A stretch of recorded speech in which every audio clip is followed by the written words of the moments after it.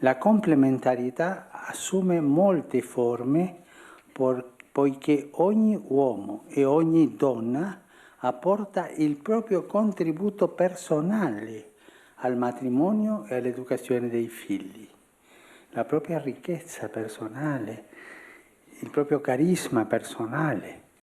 Pope Francis there talking about the male-female complementarity. He said it's essential to marriage and cannot be revised by contemporary ideologies. Here's more on that from theologians from around the world.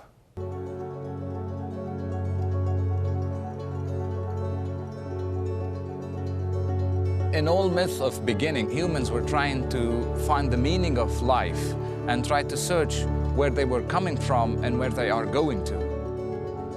It's crucial that in this we're seeing a complementarity between men and women. Humans somehow unconsciously knew that without this complementarity there would have been no life.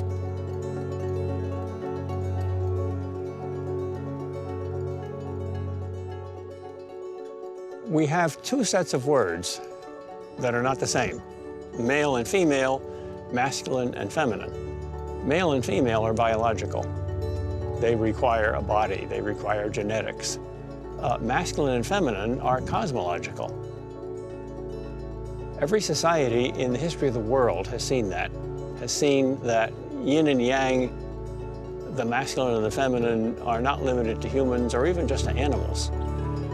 Every language that I know of, except English, has masculine or feminine nouns. The sun is always he, the moon is always she. The day is always he, the night is always she. The water is she, the rocks are he. Most of us today think that's projection of our own sexuality into the universe. That makes us strangers to the universe. The God who invented human sexuality also invented the universe. The two fit. It's a much happier philosophy. We fit the nature of things.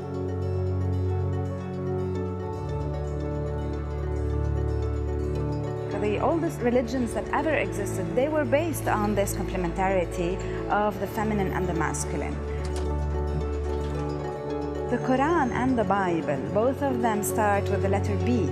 The Old Testament starts with Bereshit, bara Elohim, at the beginning God created. And the Quran starts with Bismillah ar-Rahman ar-Rahim, also with B, because A is number 1 and B is number 2, saying that this world, our world, starts with 2.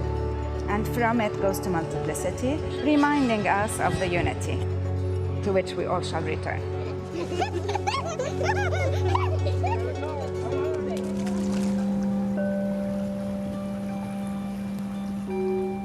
One of the fascinating things about the book of Genesis is the way in which, though some people have rubbished it and said this is just pre-scientific meanderings, in fact, the more you look at it, the more profound it becomes in terms of an understanding which does cross all sorts of cultures.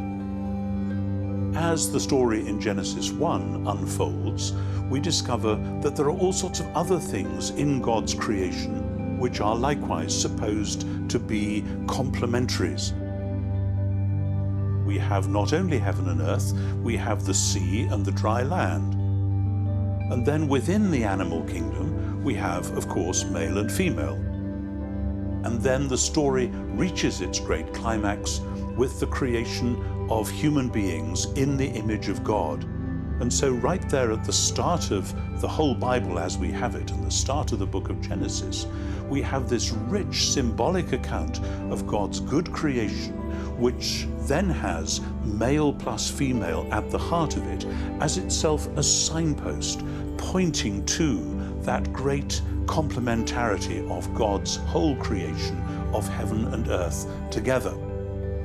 Cross-culturally, it seems clear that all cultures across time have known that there is something complementary about maleness and femaleness. In our own culture today, people try to erase those differences.